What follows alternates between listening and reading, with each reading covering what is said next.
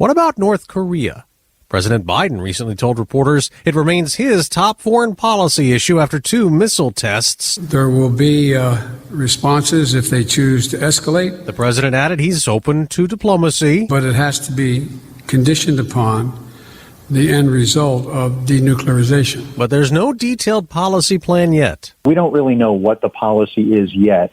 But I think there's some knowns and some unknowns. Bruce Klingner used to be the deputy CIA division chief for Korea, now a senior research fellow at the Heritage Foundation. The knowns would be that Biden and others have already said they're going to go back to sort of a traditional U.S. policy or diplomacy approach of a bottom-up, where you have to have progress at diplomatic level, working level meetings with North Korea towards an actual denuclearization agreement before you get rewarded with having a summit. And that's what administrations of both parties have been doing for decades.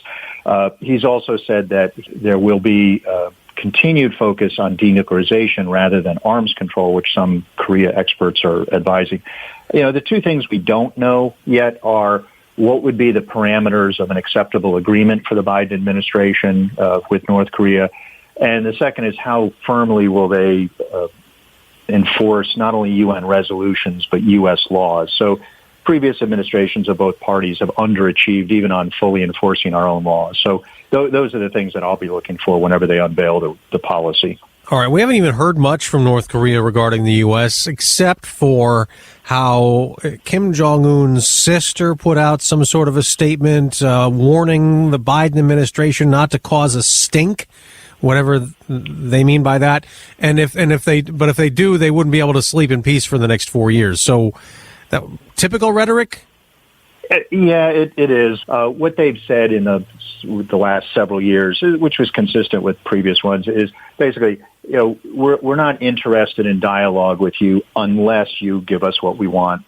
Throughout 2019, they said that their patience is running out with the U.S., that their self-imposed moratorium on nuclear and ICBM tests, which was irrelevant because they're required not to do any kind of tests under UN resolutions, you know, that their patience would end and sometime in 2020 they would do something dire, though unspecified.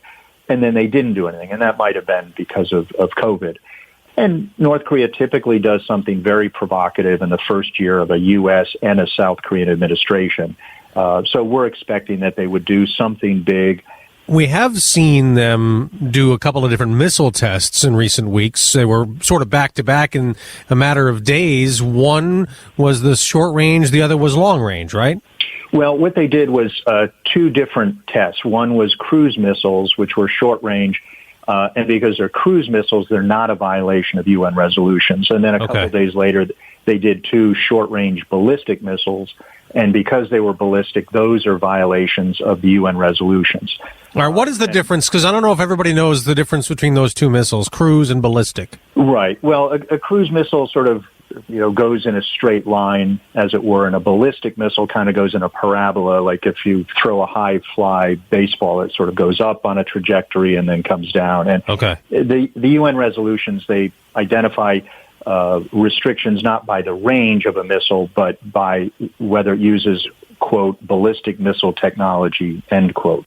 President Trump had 2 approaches to North Korea. First, insulting Kim Jong-un, calling him Rocket Man, threatening to annihilate the country, and then he tried to make friends. Our unprecedented meeting, the first between an American president and a leader of North Korea, proves that real change is indeed possible. Saying at their first summit in 2018, Chairman Kim and I just signed a joint statement in which he reaffirmed his unwavering commitment to complete denuclearization of the Korean Peninsula. But that didn't happen, and President Trump walked out of their second summit months later. No, there was no progress towards denuclearization. At least it tested the hypothesis that some people had put forward, where they tended to blame the United States for the impasse and saying that, well, in North Korea, given the very hierarchical system they have, only Kim Jong-un can make decisions. So if only the U.S. would deign to have a meeting between the U.S. and North Korea leader, then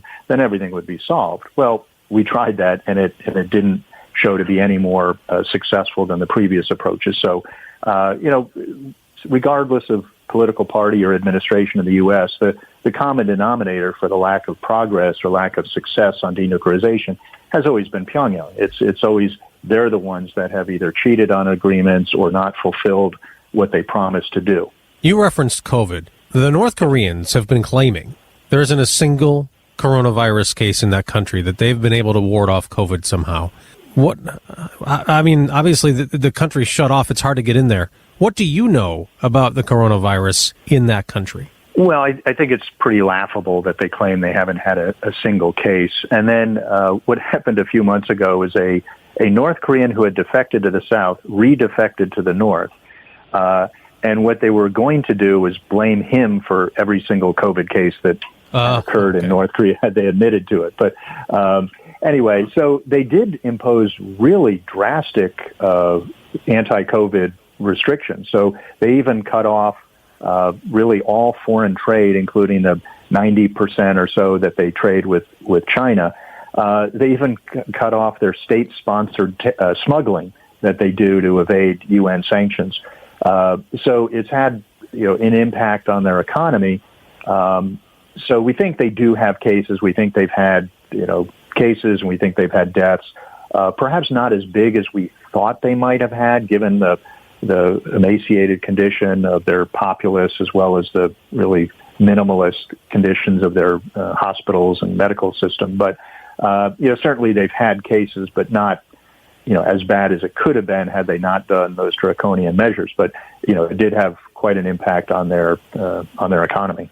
There was a lot of this wild speculation back in 2020 that Kim Jong-un was sick or maybe even died because his sister was somehow more prominent. He wasn't seen for a while. What happened? Do you know? So back when Kim's father died, even the CIA didn't know he had died for a couple days until North Korea announced he had died. So information on the leader is very difficult to get in North Korea because they keep it very tightly held. So we were saying, look, he may be dead, or he may come back, and I think it was just he was being very cautious about COVID. We think he went out to a sort of a remote villa of his, and and then he came back. I mean, he's obviously not the picture of health given his weight and medical conditions, but he came back looking fairly healthy and robust. So we don't think he had actually been sick. How good is North Korea at cyber espionage? Actually very, very good. I'm just finishing research on a project, and even though I've been covering North Korea for many years, I was amazed at how expansive and good they are. People tend to think of, well, North Korea, it's this backward little country. They couldn't possibly either come up with, workable nuclear weapons or missiles that can hit the entire continental U.S., which they can, or cyber. And I remember back in 2014 when Sony was hacked because of that movie called The Interview, which made fun of Kim Jong-un. Right, yeah. And over the years, U.S. and South Korean officials have said North Korea is in the top 3 or 4 countries in the world. They've gotten into very secure U.S. and South Korean government and military computers. They've stolen our war plans. They've stolen South Korean defense technology. Now, in recent years, they've shifted to cyber bank robbery and then also going after virtual currency like Bitcoin and stuff. The UN panel of experts estimates they've gotten at least $2 billion in bank robberies and cyber exchanges, and that is likely an underestimate.